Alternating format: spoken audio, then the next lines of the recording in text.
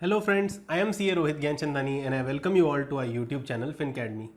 Friends, we are going to start part 2 of our basics of mutual fund series today. We have already uploaded part 1 of this series where we spoke about what mutual funds are, who runs them, how are they regulated, and we also spoke about 5 myths that people have about mutual funds. So if you have not watched that video already, please go back and check it, or I have given the link in description so you can watch it and then come back to this part. Now, in the earlier video we used a lot of terms that were new to you, that could be a jargon or complicated terms. In this video I am going to simplify those terms for you so that you get the knack of all those things in a much better way. So let's begin. Now the first term that we learned in the earlier video was net asset value, that is NAV. Now NAV is a value of unit of a particular scheme. Now when you buy a share, suppose you go to stock market, you buy a share. The share price is called a value of share.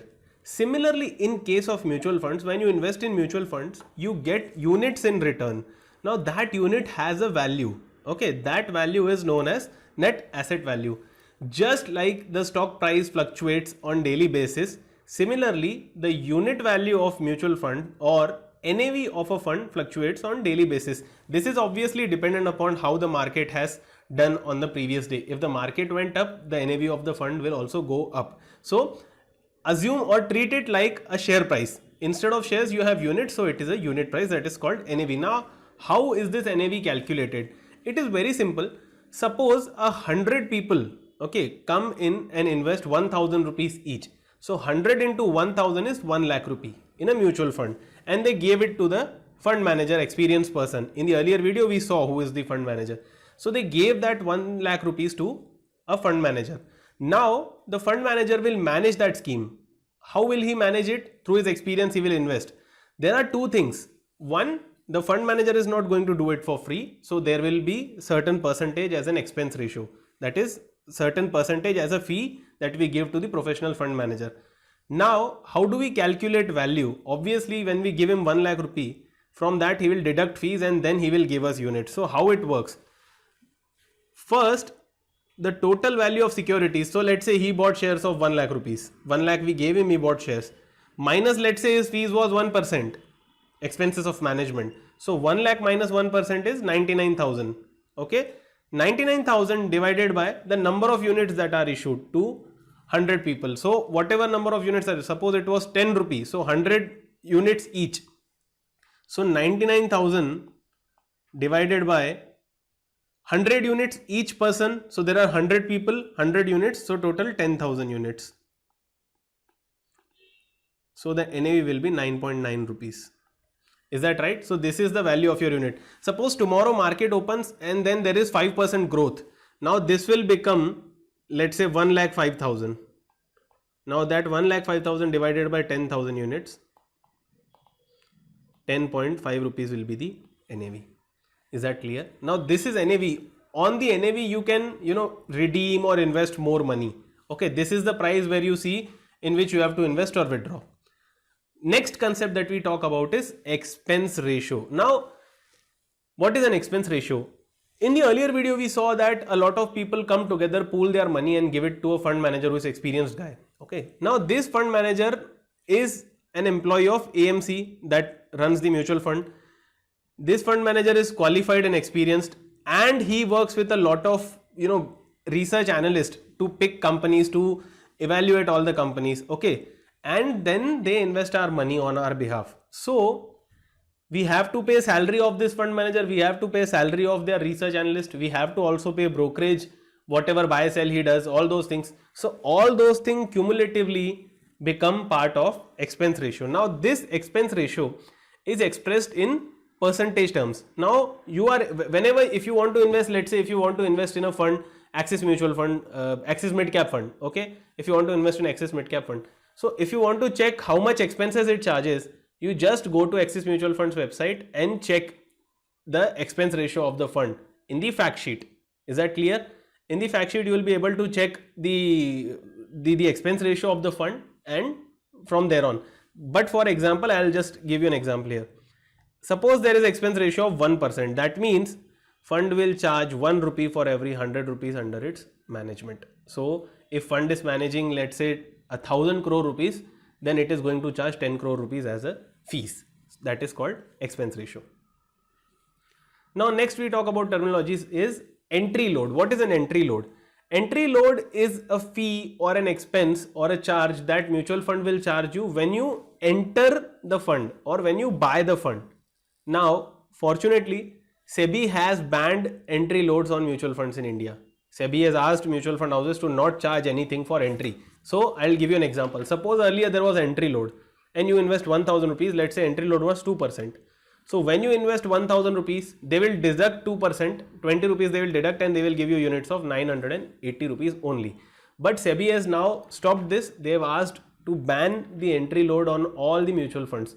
So, when you invest 1,000 rupees now, you will get units of 1,000 rupees entire amount. There is no entry load. Okay, entry. What is an exit load? Now, just use common sense and see. When you enter, there is entry load, which is not there now. It has been banned. When you exit, there will be exit load. Now, exit load is there. What is exit load? The fees charged by fund to investor while redeeming the money is known as exit load. So, when you redeem your money, okay, let's say your 1,000 rupee became 2,000. Now, you want to withdraw it. So, when you withdraw it, there will be a certain fees that you have to pay. Maybe it 1%, 2% or whatever. Now, this is charged on the basis of duration of investment. Now, this is important here. See, when I say that you have to invest for long term in mutual funds, this is one of the reasons why it is important to stay invested for longer duration. Some funds do not charge even exit load if you are invested for 1 year. Now, this differs. Some funds do not charge exit load for 2 years or whatnot. You can see this in their fact sheet.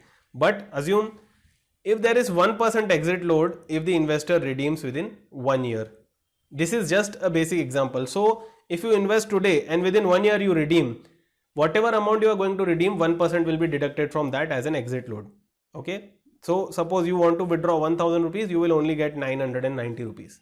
But same if you withdraw after 1 year, then you will get entire 1,000 rupees. Is that clear? So, entry load is when you take entry, exit load is when you take exit. Now, what is an open-ended fund or what is a closed-ended fund? Open-ended fund is where an investor can invest or redeem his money anytime without any restrictions. So, if you want to withdraw today, you can withdraw it, whatever is the NAV, you will get your money back. If you want to invest today, you can invest today, whatever is the NAV, you will be able to invest on that. What is a closed-ended fund? Now, this is a fund where investor has to invest within a certain time limit and wait for a certain period in order to redeem his investment. Now, I'll give you an example. There was a fund named HDFC Housing Opportunities Fund. It was launched and there is an NFO period. So, NFO is when new fund comes into, like IPO, mutual fund will have NFO. So, they came in and there was NFO period of 15 days. So, within this 15 days, you have to put money into it. After that, you cannot. Okay. So, this was NFO. And it had a lock-in of, I don't remember, but 3.5 years or something. So, you have certain time limit to invest also. After that, your money is locked in. And once the 3.5 years time is over, then your money becomes open-ended. Now, there is another way to trade in this. Close-ended units are to be compulsorily listed on stock exchange. So, investor can exit via stock exchange, but fund house will not give you your money back. In open-ended fund, you can directly sell or redeem your funds to fund house, they will give you your money back. But same is not the case with closed-ended fund. Closed-ended funds, they have a specific lock-in. If you want to withdraw, then you have to sell it through stock exchange. I hope that is clear. Now, couple of things that people need to understand in mutual fund. There are categories. Now, there are a lot of categories, but since this is a basics course, I will just cover the broader ones. What are the equity funds? As the name suggests, a fund that invests major part of its money in equity shares of listed company are known as equity funds, right? These funds are risky in nature. Why? Because they invest in share market, right? Is that clear? As the focus is on wealth creation and their value fluctuates based on movement of stock market. So anybody who wants to stay invested for a longer duration, 5 years, 10 years, 15 years, can take exposure to equities, because it is made for wealth creation. Okay. Now pay attention here. What are debt funds? Debt funds are like something like an FD. It is not actually an FD, because FD is completely fixed, debt fund also fluctuate, but debt fund is a fund that invests in fixed income instruments like fixed deposits, government bond, corporate bonds, debentures, etc. So these are all these instruments. So government bond will give you a fixed return, right? So they don't have the share market risk. They have other risks. Now we will discuss these risks later, but if you are looking for stable return or capital protection kind of thing, you need to invest in debt funds. If you are looking for wealth creation, then you need to invest in equity funds. Here, these funds are focused on capital protection and are less risky. Is that clear? I hope you understand this. Now here comes a $1 million question. Which mutual fund to invest in? If you are curious to know, stay tuned with us, and in the next video we will cover this topic. Thanks a lot for watching this video, guys. If you like the video, please hit that like button and also comment about your views on this video. Also, do not forget to subscribe to our channel and hit that bell icon to stay updated. Friends, we also run a WhatsApp broadcast list where we share interesting content about personal finance. To join our WhatsApp broadcast list, send a hi on this number and also save this number in your phone book as Fincademy. Saving the number is really important, otherwise you won't be able to receive the broadcast messages. That's it for now. See you next time.